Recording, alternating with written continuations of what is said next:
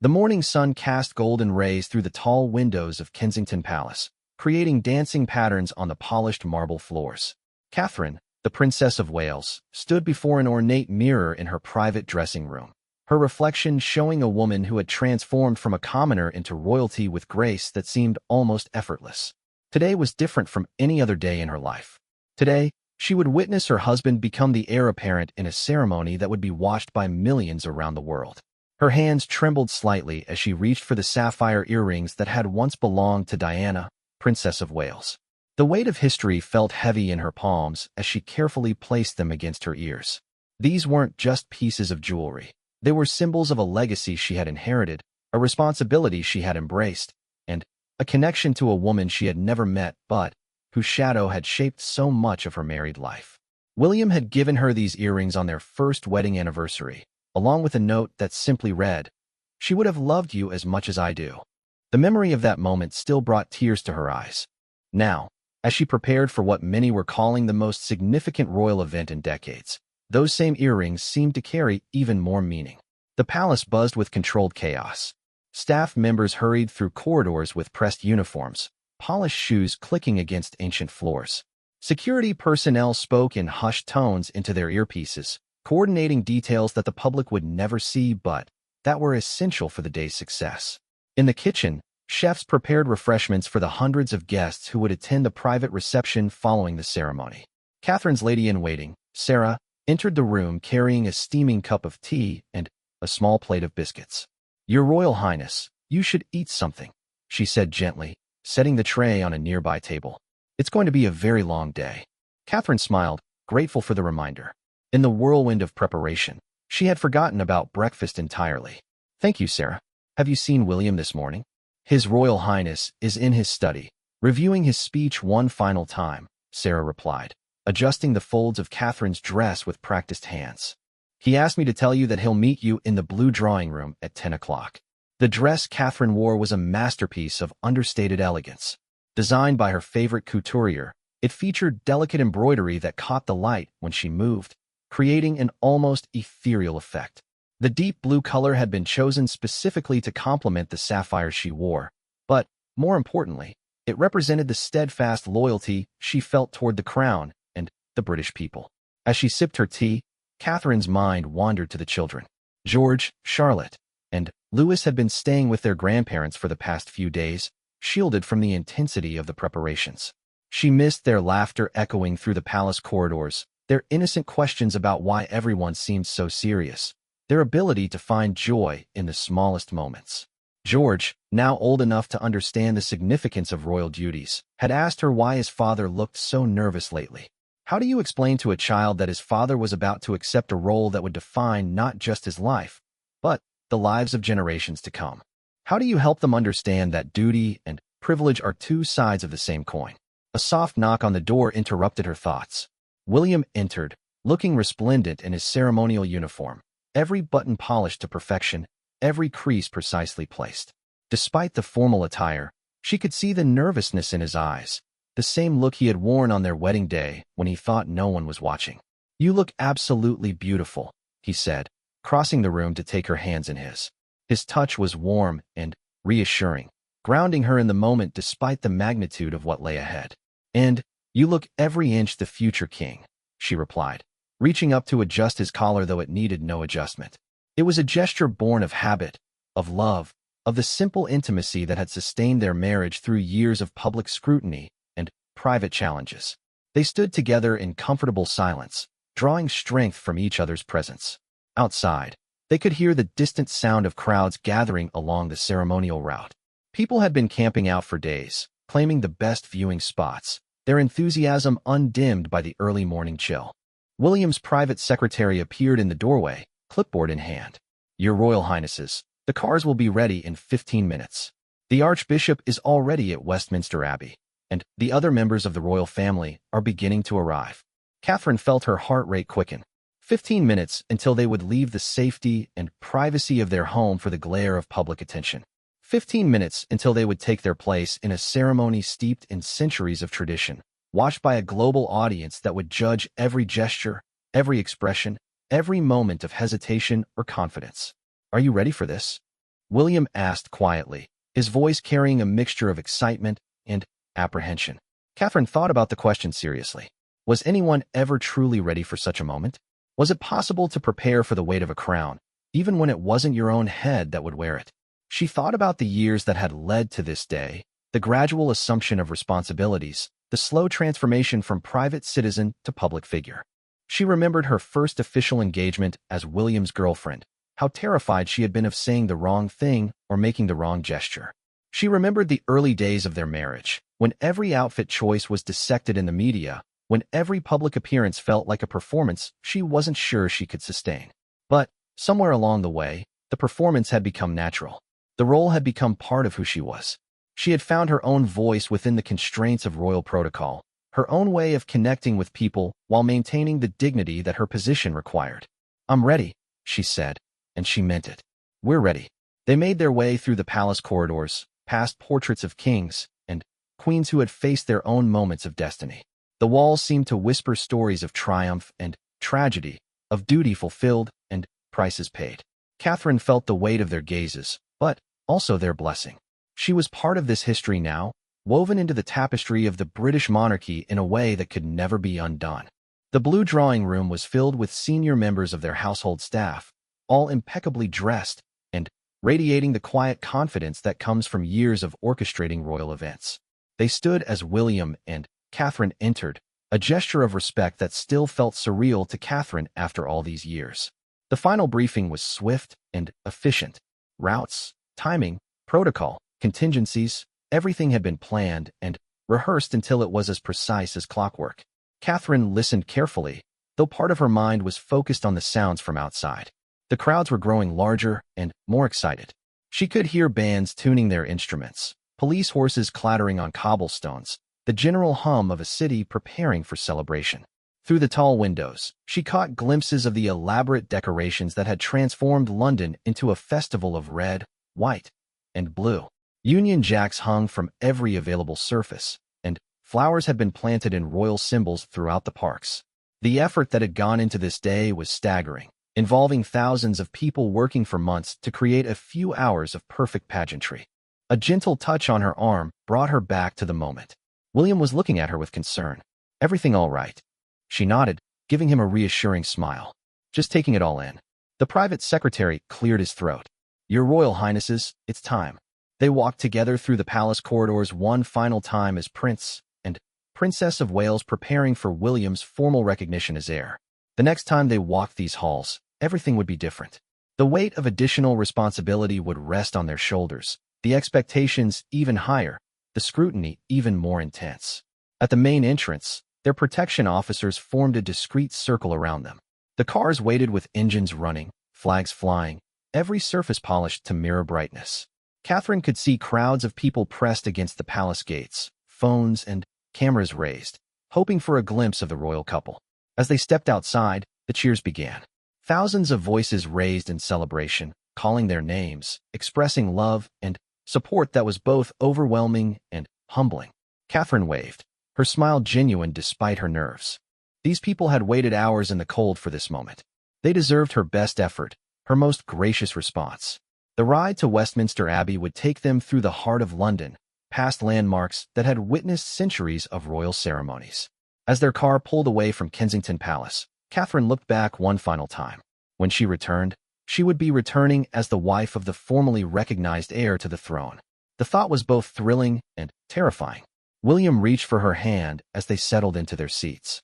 His touch was steady, reassuring, a reminder that they were in this together. Whatever challenges lay ahead, whatever scrutiny they would face it as a team. The love that had sustained them through courtship, marriage, and the early years of royal duty would carry them through this new chapter as well. The crowds lining the streets were even larger than expected. Every balcony, every window, every rooftop seemed to be filled with people waving flags and cheering. Children sat on their parents' shoulders. Elderly couples held hands as they watched the procession pass. Tourists mixed with locals in a celebration that felt genuinely joyful. Catherine found herself deeply moved by the display of affection and support. These people didn't just see them as celebrities or figures from a fairy tale. They saw them as symbols of continuity, stability, and hope. In a world that often felt chaotic and uncertain, the monarchy represented something enduring, something that connected the present to the past and the future. As Westminster Abbey came into view, its ancient spires reaching toward the sky, Catherine felt a profound sense of gratitude. Gratitude for the love that had brought her to this moment, gratitude for the privilege of serving alongside William, gratitude for the opportunity to be part of something larger than herself. The car slowed as they approached the Abbey's entrance, where dignitaries and officials waited to greet them. In just a few moments, they would step out into the full glare of public attention, ready to play their part in a ceremony that would be remembered for generations to come. Catherine took a deep breath, straightened her shoulders, and prepared to shine with the quiet elegance that had become her trademark. The ancient stones of Westminster Abbey seemed to vibrate with anticipation as Catherine stepped from the royal car onto the red carpet that had been laid for their arrival. The sounds of the crowd outside faded to a muted hum as they approached the great doors of the Abbey, where centuries of monarchs had been crowned and where history would be made once again today. The Archbishop of Canterbury stood waiting at the entrance, his ceremonial robes flowing around him like water made of gold and white silk. His face, weathered by years of service and wisdom, broke into a warm smile as he saw William and Catherine approach. This was a man who had officiated at their wedding, who had baptized their children, who understood better than most the personal cost of public duty. "Your Royal Highnesses," he said with a deep bow, his voice carrying the weight of the moment. "We are honored to welcome you to this sacred place on this most significant of days." Catherine felt the familiar flutter of nerves as they entered the Abbey. The interior was breathtaking, transformed by flowers and ceremonial decorations that somehow managed to enhance rather than overshadow the natural beauty of the Gothic architecture. Hundreds of candles flickered in the alcoves, their warm light dancing off the stone walls and creating an atmosphere of reverence and majesty. The nave was filled with guests representing every corner of the Commonwealth and beyond. Prime ministers and presidents, religious leaders and philanthropists, members of other royal families, and distinguished citizens who had dedicated their lives to service. Catherine recognized many faces from state banquets and official functions, but seeing them all gathered here, dressed in their finest attire, made the magnitude of the occasion crystal clear. As they processed down the aisle, Catherine was acutely aware of the hundreds of eyes following their every step. The weight of expectation was almost tangible, but she drew strength from the familiar ritual of it all. She had walked down this same aisle on her wedding day, filled with different emotions, but the same sense of stepping into destiny. William's mother, Queen Camilla, was already seated in the front row, resplendent in deep purple that complemented her regal bearing perfectly. Her smile as they approached was warm and encouraging, a mother's pride shining through the formal protocol. Beside her sat other senior members of the royal family, each playing their part in this ancient ceremony. The choir's voices rose in harmony, filling the vast space with music that seemed to connect the present moment to centuries of tradition. Catherine had always been moved by church music, but here, in this setting, the effect was transcendent. The Latin phrases, unchanged for hundreds of years, created a bridge between past and present that made her feel part of something eternal. As they took their designated seats, Catherine caught sight of the ceremonial sword that would be used in the ceremony. Its blade caught the candlelight, and she was struck by the symbolism it represented. Power and responsibility, protection and service, the double-edged nature of royal duty that could both elevate and burden those who accepted it.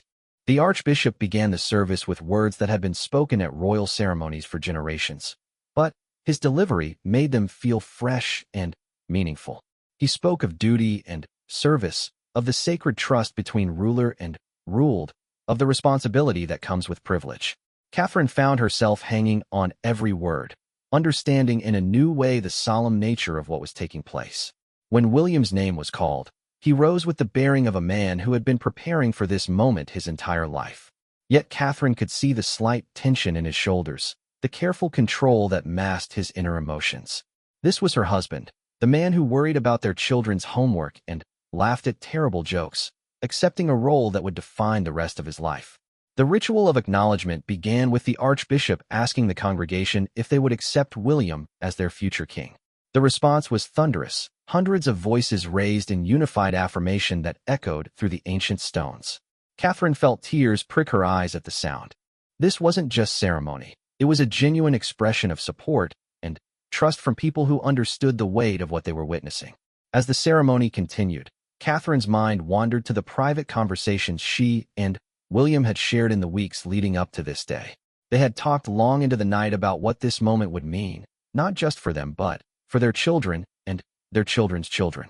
The decisions they made, the example they set, the way they carried themselves would ripple through generations.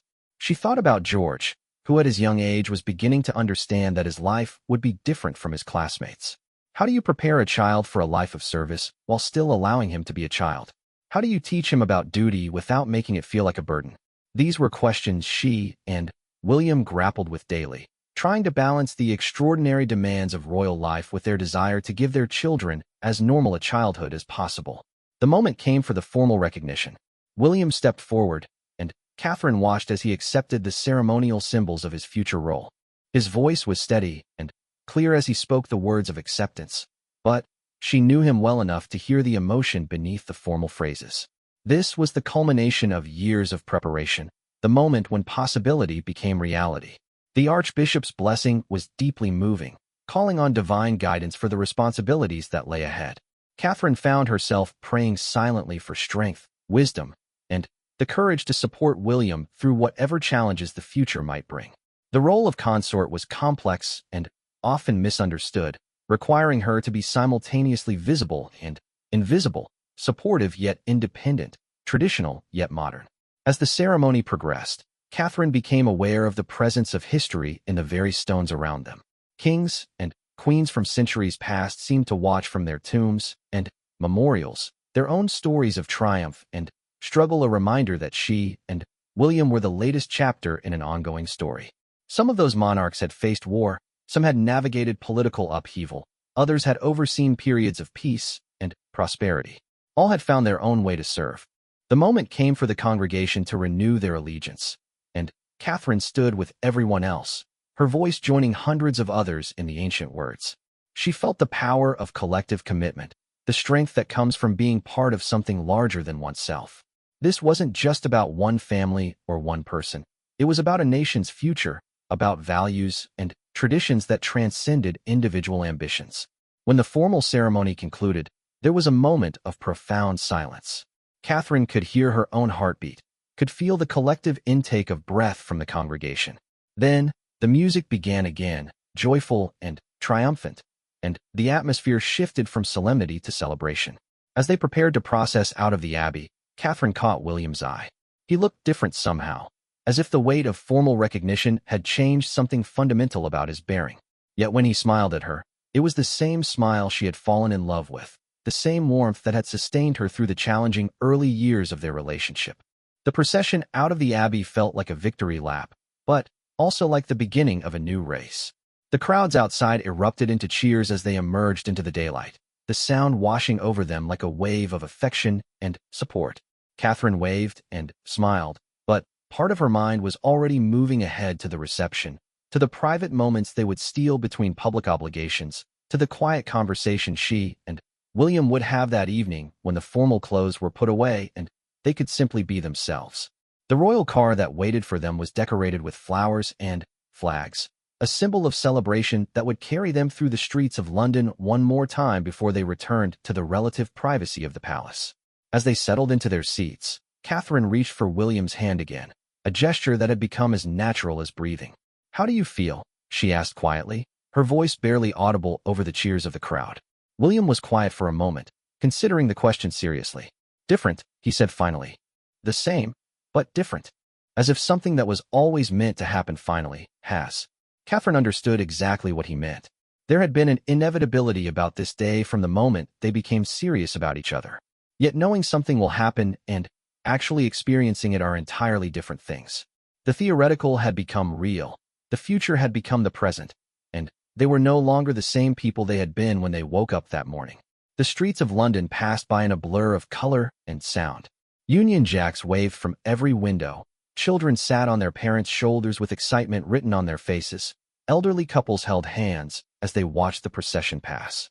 This was their country, these were their people, and the love and support being shown felt both humbling and energizing. Catherine found herself memorizing details, The way the sunlight caught the golden decorations on the abbey, the sound of church bells ringing across the city, the sight of people of all ages and backgrounds united in celebration. These were the moments that would become treasured memories, the images she would carry with her through whatever challenges lay ahead. As they approached Buckingham Palace for the private reception, Catherine felt a mixture of relief and anticipation. The most public part of the day was over, but now came the equally important task of acknowledging the support of those who had made this day possible. Staff members who had worked tirelessly behind the scenes, dignitaries who had traveled from around the world, family members who had stood by them through years of preparation. The palace gates came into view, and Catherine could see staff members lined up in the courtyard, ready to welcome them home. These were the people who made their lives possible, who handled the countless details that allowed them to focus on their public duties. Today they deserved special recognition for the flawless execution of an extraordinarily complex event. As their car pulled into the palace courtyard, Catherine took a deep breath and prepared for the next phase of this remarkable day. The formal ceremony was complete, but the real work of living up to the promises made in Westminster Abbey was just beginning. The state rooms of Buckingham Palace had been transformed into a wonderland of elegant celebration. Crystal chandeliers cast warm light over tables adorned with the finest china and silver, while arrangements of white roses and British wildflowers created an atmosphere that was both grand and welcoming. Catherine paused for a moment in the doorway of the blue drawing room, taking in the scene before her with a mixture of pride and amazement. The guest list read like a who's who of world leaders and distinguished citizens. She could see the Prime Minister of Canada engaged in animated conversation with the Archbishop of Canterbury, while the President of France shared a laugh with several Commonwealth heads of state. Yet despite the formal nature of the gathering, there was an unmistakable warmth in the air, a genuine sense of celebration that went beyond mere protocol. William appeared at her side, having changed from his ceremonial uniform into formal evening wear that somehow made him look more approachable while maintaining his regal bearing. "Quite a sight, isn't it?" he said quietly, his voice carrying a note of wonder that matched her own feelings. "It's everything we hoped it would be, and more," Catherine replied, adjusting the diamond bracelet that had been a wedding gift from the Queen. "Your grandmother would be so proud." The mention of Queen Elizabeth brought a momentary shadow across William's face, but it was quickly replaced by a smile. "I keep thinking I can hear her voice, reminding me to stand up straight and remember that duty comes first." Catherine squeezed his arm gently. The late Queen's influence was still felt throughout the palace, in the traditions that were maintained, the standards that were upheld, the sense of continuity that made moments like this possible. She had been the anchor of the monarchy for 70 years, and her legacy provided both inspiration and guidance for those who would follow. Their private secretary approached with a gentle cough to announce the beginning of the formal receiving line. "Your Royal Highnesses, their distinguished guests are ready to be received." What followed was a carefully choreographed dance of diplomacy and courtesy that Catherine had learned to navigate with increasing skill over the years. Each guest received their full attention, even if only for a few moments. She found herself genuinely interested in the conversations, from the Archbishop's insights about the spiritual significance of the ceremony to the Commonwealth leaders' perspectives on the challenges facing their nations. The King of Jordan shared memories of William's late grandmother, describing her as a woman who combined dignity with surprising humor. The President of Ireland spoke eloquently about the bridge-building role of constitutional monarchy in a complex world. Each conversation was brief, but meaningful, creating connections that would serve them well in the years to come. Catherine was particularly moved by her conversation with Dame Margaret, a distinguished educator who had been honored for her decades of service to disadvantaged children. "Your Royal Highness," she said with tears in her eyes, "seeing you and Prince William today gives me such hope for the future. You understand that service isn't about ceremony. It's about making a real difference in people's lives." The observation stayed with Catherine as she moved through the reception. It was true that the pageantry and tradition were important, but they were only meaningful if they supported and highlighted the real work of the monarchy. The programs they supported, the causes they championed, the example they set, these were what would ultimately define their legacy. As the formal receiving concluded, the atmosphere became more relaxed. Guests moved freely through the staterooms, engaging in the kind of informal conversations that often proved more valuable than official meetings. Catherine found herself in a corner of the white drawing room with several spouses of Commonwealth leaders, discussing the challenges of raising children in the public eye. The hardest part, said the wife of the Australian Prime Minister, is helping them understand that their normal isn't everyone's normal, while still trying to give them as normal a childhood as possible. Catherine nodded, thinking of her own children. George was already beginning to understand that his family was different, that people paid attention to their activities in a way that his friends' families didn't experience. Charlotte was still young enough to take it all in stride, but questions were beginning. And Louis remained blissfully unaware of anything beyond his immediate world of toys and games. We've tried to establish clear boundaries, Catherine shared. School is sacred, no photographers, no special treatment. Home is private time. But when we're working, they sometimes come along so they can see what we do and why it matters. The conversation was interrupted by the arrival of the palace's head chef, who announced that dinner was served. The state dining room had been set for 150 guests, the table gleaming with gold plate and crystal that had witnessed countless historic dinners. Catherine took her place beside William, facing down a table that seemed to stretch into infinity. The menu had been carefully planned to showcase the best of British cuisine while accommodating the dietary requirements and preferences of guests from around the world. The first course was a delicate soup made from ingredients sourced from the royal estates, followed by lamb from Wales served with seasonal vegetables from the palace gardens. Each dish was a work of art, but, more importantly, it told a story about Britain and its relationship with the wider world. During dinner, Catherine found herself seated between the chief rabbi and a prominent Islamic scholar, leading to a fascinating conversation about the role of faith in public life. Both men spoke eloquently about the importance of moral leadership in an increasingly complex world, and Catherine was struck by the common ground they found despite their different traditions. The ceremony today, the chief rabbi observed, reminded me that leadership is ultimately about service. The crown may be made of gold and jewels, but its real weight comes from the responsibility it represents. The Islamic scholar nodded in agreement. In our tradition, we say that leadership is a trust that will be questioned on the day of judgment. Every decision, every action taken in the name of the people will be examined. It is a sobering thought. Catherine reflected on these words as the dinner progressed. The weight of responsibility was something she and William discussed often, but hearing it expressed in different religious contexts gave her new perspective on the spiritual dimension of their roles. They weren't just representing the crown or even the British people. They were stewards of values and traditions that transcended national boundaries. The speeches that followed dinner were brief, but moving. The Archbishop offered a blessing that seemed to encompass not just William and Catherine, but all those who had gathered to witness this historic moment. Commonwealth leaders spoke about the enduring importance of the constitutional monarchy in maintaining stability and continuity in an uncertain world. When William rose to speak, the room fell silent. Catherine watched him with pride as he found exactly the right tone, acknowledging the weight of what had occurred while maintaining the humility that had always been one of his greatest strengths. Today has been about much more than ceremony, he said, his voice carrying clearly through the grand room. It has been about the promise we make to serve something larger than ourselves. Catherine and I are humbled by your presence here and inspired by your commitment to making our world a better place. He spoke about the challenges facing their generation, climate change, inequality, technological disruption, and the role that traditional institutions could play in addressing these modern problems. It was a speech that honored the past while embracing the future, exactly what Catherine had hoped for. As the formal dinner concluded, guests moved to the music room for coffee and more informal conversation. A string quartet played softly in the background, their music creating an atmosphere of elegant relaxation.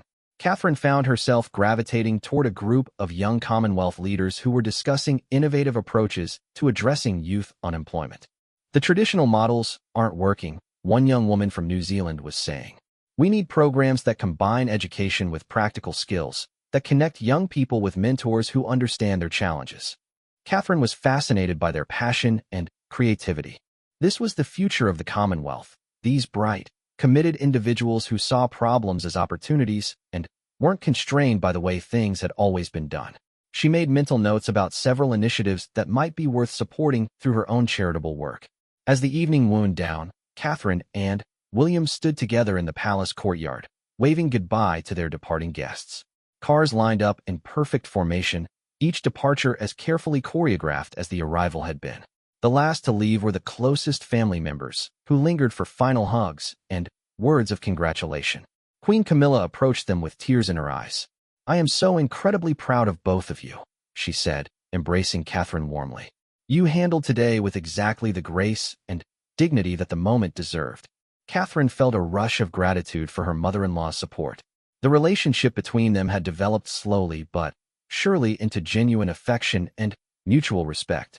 Having someone who understood the unique pressures of royal life had been invaluable during the adjustment period of her early years as a member of the family. As the last car disappeared through the palace gates, Catherine and William found themselves alone for the first time since early morning. The courtyard was lit by ancient gas lamps that cast dancing shadows on the cobblestones, creating an atmosphere of timeless beauty. "Well," William said, taking her hand, "we did it." "We did," Catherine agreed, leaning into his embrace. "And it was perfect." They stood together in comfortable silence, processing the events of the day. The morning felt like a lifetime ago, yet Catherine could still feel the energy and emotion of every moment. From the nervous preparation at Kensington Palace to the solemn beauty of the ceremony at Westminster Abbey to the warm celebration they had just concluded, the day had exceeded their highest expectations. As they walked back into the palace, Catherine caught sight of their reflection in one of the tall mirrors that lined the corridor. They looked different somehow, as if the day's events had changed something fundamental about how they carried themselves. The weight of additional responsibility was there, but so was the confidence that came from knowing they could meet whatever challenges lay ahead.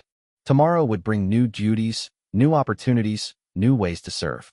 But tonight, they had earned the right to rest in the satisfaction of a day that would be remembered as a perfect expression of quiet elegance and dignified celebration. The first pale light of dawn crept through the heavy curtains of the master bedroom at Kensington Palace, casting gentle shadows across the walls where Catherine lay still half asleep, processing the magnitude of what had transpired the day before. The ceremony felt both vivid and dreamlike, as if her mind was still catching up with the reality of William's formal recognition as heir apparent. Every detail remained crystal clear. The weight of the sapphire earrings against her earlobes, the sound of hundreds of voices raised in affirmation, the way William's hand had trembled slightly when he accepted the ceremonial symbols of his future role. Beside her, William stirred, his breathing deep and peaceful. Even in sleep, he seemed different somehow, as if accepting the formal acknowledgement of his destiny had shifted something fundamental in his bearing. Catherine studied his face in the soft morning light, seeing the man she had fallen in love with but also glimpsing the king he would one day become. The palace around them was unusually quiet. After months of intense preparation and the controlled chaos of the previous day, this peaceful morning felt almost surreal. No urgent meetings were scheduled, no ceremonial obligations demanded their immediate attention. For the first time in weeks, they had been granted the luxury of a slow start to the day. Catherine slipped quietly from bed and made her way to the window, drawing back the curtains to reveal a London morning painted in shades of gold and rose. The city was awakening slowly, traffic beginning to build on the streets below, early commuters making their way to work. Life was returning to normal after the extraordinary celebration of the previous day, yet everything felt permanently changed. Her phone, charging on the bedside table, showed dozens of messages from friends and family around the world. Congratulations poured in from former university classmates, childhood friends, and distant relatives who had watched the ceremony on television. Each message was a reminder of how far she had traveled from her origins as a middle-class girl from Berkshire to her current position as one of the most watched women in the world. A gentle knock on the door announced the arrival of their breakfast tray, brought by a member of their household staff who moved with the quiet efficiency that characterized all palace operations. Fresh flowers adorned the tray alongside perfectly prepared eggs Benedict, toast made from bread baked in the palace kitchens, and tea brewed to exactly the strength Catherine preferred. These small luxuries, which she had learned not to take for granted, felt especially meaningful this morning. William woke as she poured the tea, his smile sleepy but genuine. "Good morning, Mrs. Future Queen Consort," he said, the formal title softened by affection and a hint of amusement. "Good morning, Mr. Formally Recognized Heir Apparent," she replied in the same tone, settling back into bed beside him with her cup of tea. "How are you feeling this morning?" William considered the question seriously, as he always did when she asked about his emotional state. Their relationship had been built on honest communication, a foundation that had served them well through the various challenges of royal life. "Peaceful," he said finally, as if something that was always hanging over us has finally been resolved. "The waiting is over, and now the real work begins." Catherine understood exactly what he meant. For years, they had been preparing for this moment, knowing it would come but uncertain of exactly when. The formal ceremony had marked the end of one phase of their lives and the beginning of another. The theoretical had become concrete. The future had become the present. They ate breakfast in companionable silence, sharing sections of the morning newspapers that covered their ceremony in exhaustive detail.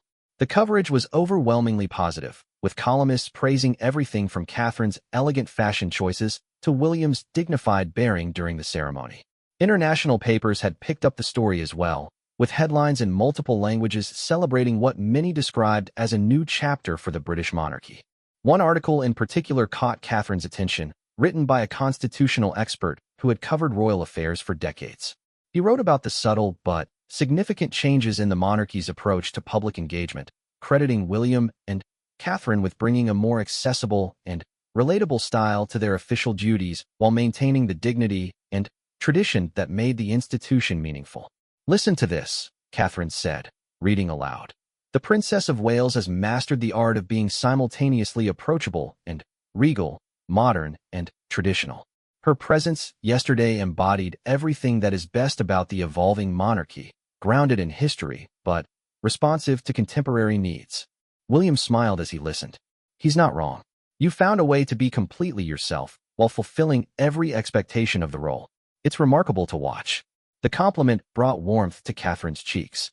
The balancing act he described hadn't always been easy.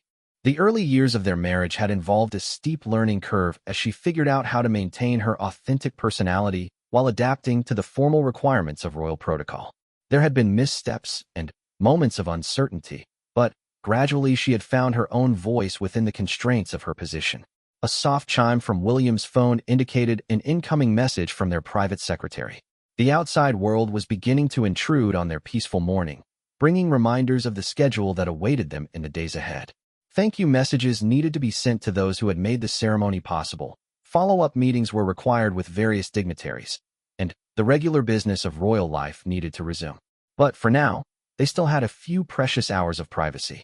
William set his phone aside with a determined gesture. "Whatever it is can wait until after lunch," he declared. "Today, we're going to be completely selfish with our time." Catherine laughed, appreciating his rare decision to prioritize their personal needs over official obligations. The previous day had been emotionally and physically exhausting, and they both needed time to process what had occurred and what it meant for their future. They spent the morning in their private sitting room, a cozy space that felt far removed from the grand staterooms where they conducted official business. Here, surrounded by personal photographs and comfortable furniture, they could simply be themselves. Catherine curled up with a book she had been trying to finish for weeks, while William worked on correspondence that required his personal attention rather than official response. Around 11 o'clock, they heard the distant sound of children's voices echoing through the palace corridors. George, Charlotte, and Louis had returned from their stay with their grandparents, full of excitement about seeing their parents after the big day they had watched on television. George burst into the room first, his school uniform slightly disheveled, but his face glowing with pride. "Daddy, we saw you on the television. You looked so important," he exclaimed, launching himself into William's arms with the kind of wholehearted enthusiasm that only children could manage. Charlotte followed more sedately, but her excitement was equally evident. "Mummy, your dress was the most beautiful thing ever," she announced with the serious authority of a fashion critic. "And your earrings sparkled like stars." Louis, the youngest, was more interested in climbing onto the furniture than discussing the ceremony. But even he seemed to sense that something significant had occurred. He settled contentedly in Catherine's lap, thumb in mouth, perfectly satisfied to be back in familiar surroundings. The children's presence transformed the atmosphere completely, bringing laughter and energy to what had been a contemplative morning. They had dozens of questions about the ceremony, the guests, the music, and everything they had observed on television. Their perspective was refreshingly unfiltered and often amusing. Why did everyone keep bowing to Daddy? Charlotte wanted to know. Does that mean he's more important than other daddies? The question led to a gentle conversation about service and responsibility, concepts that were still abstract to young minds, but important for them to begin understanding. Catherine watched William explain these complex ideas in language the children could grasp, his natural teaching ability evident in the way he engaged with each child according to their level of understanding. George, old enough to comprehend more of the implications, asked the question that Catherine had been dreading. Does this mean everything is going to be different now? William and Catherine exchanged glances, recognizing the importance of their response.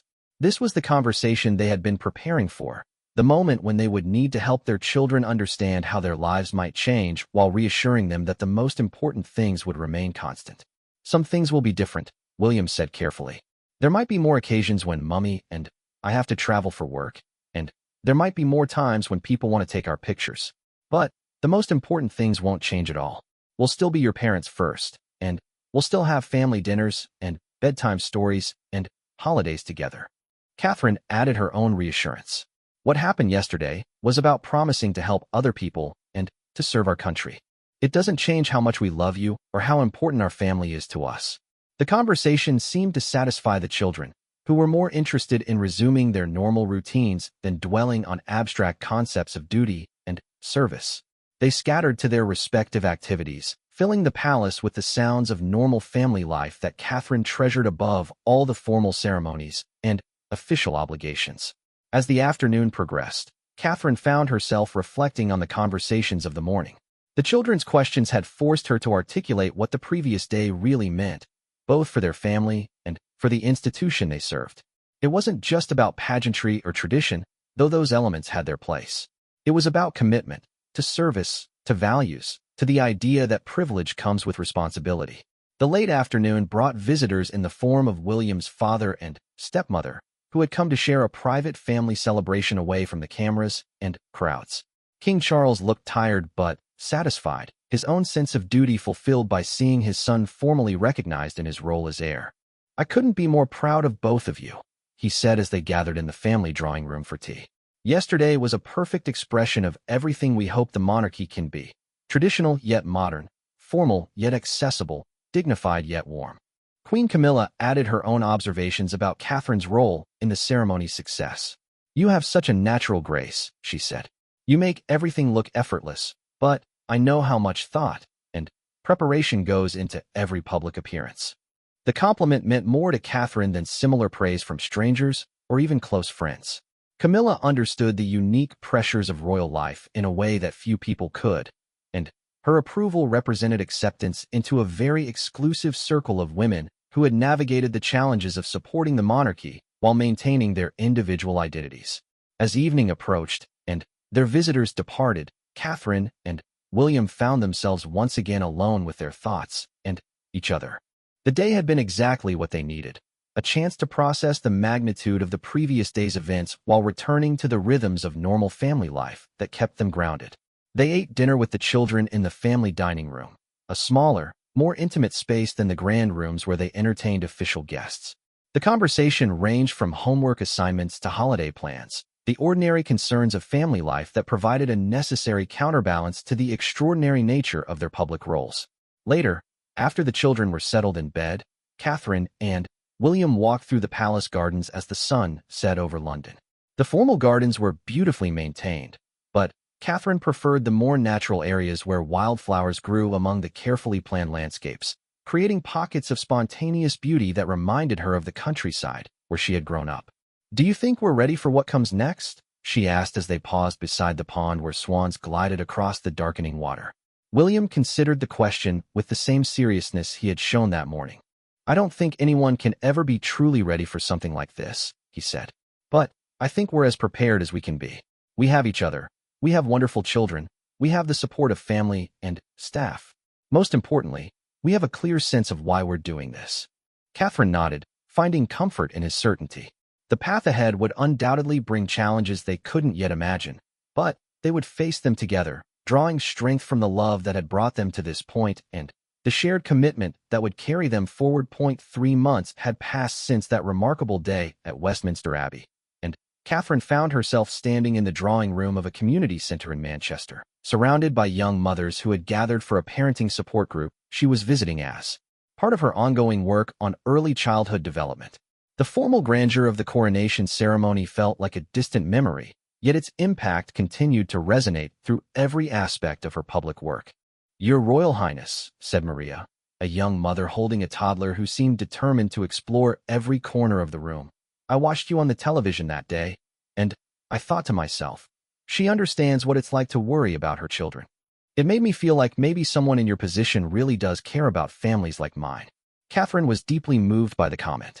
This was exactly what she and William had hoped to achieve, a monarchy that felt relevant and connected to the real concerns of ordinary people. The elaborate ceremony and ancient traditions were important, but only if they served as a foundation for meaningful engagement with contemporary challenges. She knelt down to the toddler's eye level, smiling as the little boy offered her a battered toy car. "What a beautiful car," she said seriously. "I bet it goes very fast."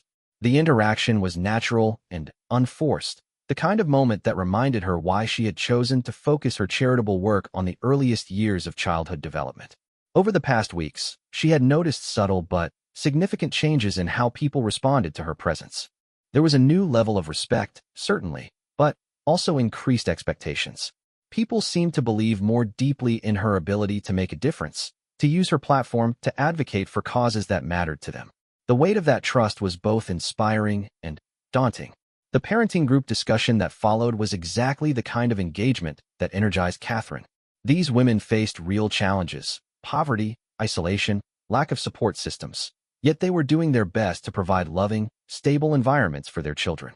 Their resilience and creativity in the face of adversity was humbling and inspiring. "We started this group because we felt so alone," explained Sarah, a single mother of two. "The government programs exist, but they're so complicated to navigate. Having somewhere to come where people understand what you're going through, where you can ask questions without feeling judged, it makes all the difference." Catherine took careful notes, asking detailed questions about what worked, what didn't, and what additional support would be most helpful. These conversations informed her policy advocacy work and helped shape the programs her foundation supported. But more than that, they reminded her that behind every statistic about childhood poverty or educational inequality were real families struggling to build better lives. After the formal program concluded, Catherine spent additional time speaking with individual mothers, learning about their specific circumstances and challenges. One conversation particularly stayed with her: a young woman named Amy who had recently escaped an abusive relationship and was working to rebuild her life while caring for her 3-year-old daughter. "The hardest part isn't the practical stuff," Amy explained. "It's helping Emma feel secure and loved when I'm still figuring out how to feel that way myself. But seeing strong women like you, women who have responsibilities and pressure but who still make time for their families, it gives me hope that I can do this." The drive back to London gave Catherine time to reflect on the day's encounters. The coronation ceremony had been about tradition and continuity, about accepting the weight of history and the responsibility of service. But days like this were about the practical application of those principles, about using privilege and platform to make a tangible difference in people's lives. William's work had been similarly transformed since the ceremony. His environmental advocacy had taken on new urgency, with government ministers and corporate leaders taking his initiatives more seriously. The Earthshot Prize, his flagship program for recognizing innovative solutions to climate challenges, had attracted increased funding and global attention. World leaders who might have been politely dismissive before were now genuinely engaged with his agenda. Yet both of them had been careful not to let the increased attention go to their heads. The daily routine of family life provided essential grounding: school runs with the children, homework supervision, bedtime stories that had nothing to do with royal duties. These ordinary moments were precious, not just for their normalcy, but for the way they kept them connected to the fundamental values that motivated their public work. The children had adjusted to the changes in their parents' status with the remarkable adaptability that children possess. George had become more aware of the attention their family received, asking thoughtful questions about why people were so interested in their activities. Charlotte remained largely unaffected, focused on her friendships and schoolwork with the single-minded intensity of a child discovering her own capabilities. Louis continued to be blissfully unaware of anything beyond his immediate world of toys and games. Their approach to parenting had become even more intentional since the ceremony. They were determined to raise children who understood both their privilege and their responsibility, who would grow up with strong values and a genuine commitment to service. It was a delicate balance, providing them with opportunities while ensuring they remained grounded, preparing them for their future roles while allowing them to enjoy their childhoods. Catherine's mother had visited the previous week, bringing her usual combination of practical support and gentle wisdom. "You've both changed since that day," she observed during a quiet moment in the garden while the children played nearby. "Not in obvious ways, but there's a new confidence, a sense that you've fully grown into your roles." The observation was perceptive. Catherine did feel different, more certain of her place and her purpose. The ceremony had marked not just William's formal recognition as heir, but her own full acceptance into the heart of the institution. She was no longer the newcomer trying to find her way. She was an integral part of the monarchy's future. The evening brought a small dinner party at Kensington Palace for close friends and family, the kind of informal gathering that had become even more precious since their increased responsibilities. The guest list included university friends, longtime family friends, and a few colleagues from their charitable work, people who had known them before they became global figures, and who could be counted on for honest conversation and genuine laughter. Over dinner, the conversation ranged from current events to childhood memories to future plans, the natural flow of good friends catching up with each other's lives. Catherine found herself particularly enjoying a conversation with her former university roommate about the challenges of maintaining friendships while managing demanding careers and family responsibilities. "The thing is," her friend observed, "you're still fundamentally the same person you were at university. Yes, you have this incredible job and these enormous responsibilities, but you haven't lost the core of who you are. That's what makes you so good at this." The comment resonated deeply with Catherine. Finding ways to remain authentic while fulfilling the formal requirements of her role had been one of her greatest challenges, but it was also what made the work meaningful. She wasn't playing a character or trying to be someone else. She was bringing her own values, interests, and personality to the role while respecting its traditions and constraints. Late that evening, after their guests had departed and the children were asleep, Catherine and William found themselves in their private sitting room, sharing a nightcap and reflecting on the events of the day and the changes in their lives. "Do you miss it?" William asked. "The anonymity, the freedom to make mistakes without the whole world watching." Catherine considered the question seriously. There had certainly been losses along the way. The ability to walk down a street without being recognized, the spontaneity of unplanned adventures, the privacy that most people took for granted. Yet the gains seemed to outweigh the losses. "Sometimes," she admitted. "But then, I think about the conversation I had with Amy today, about how seeing us gives her hope for her own life. Or the research projects we've been able to fund that are making real differences for families. Or the way the children are learning to think about service and responsibility as natural parts of life. The trade-offs seem worth it." William nodded, his own expression thoughtful. "I keep thinking about what the Archbishop said during the ceremony, about service being its own reward. At the time it sounded like ceremonial language, but I'm beginning to understand what he really meant." Their conversation was interrupted by the sound of small feet padding down the hallway. Charlotte appeared in the doorway, clutching her favorite stuffed animal and looking slightly uncertain. "Mummy, I had a dream about the big ceremony," she said quietly. Everyone was clapping, and there were so many flowers. "Was it real?" Catherine opened her arms, and Charlotte climbed into her lap, warm and sleepy and completely trusting. "It was very real, darling. It was a special day when Daddy promised to help take care of lots of people, and everyone came to celebrate with us." "Will I have a ceremony like that someday?" Charlotte asked, her child's mind already jumping to future possibilities. "Maybe," Catherine said carefully. "But the most important thing isn't the ceremony. It's remembering that we have opportunities to help other people, and that makes us very lucky." Charlotte seemed satisfied with this explanation and allowed herself to be carried back to bed, falling asleep almost immediately once she was tucked under her covers. Catherine stood for a moment in the doorway, watching her daughter's peaceful face and thinking about the future that lay ahead for all of them. Back in their sitting room, Catherine shared the conversation with William, both of them marveling at their daughter's ability to process complex ideas in her own unique way. These moments of connection with their children felt like the most important work they did, more significant than any official engagement or ceremonial obligation. As they prepared for bed, Catherine caught sight of herself in the mirror and was struck by her own reflection. She looked the same as she had 3 months ago, yet something fundamental had shifted.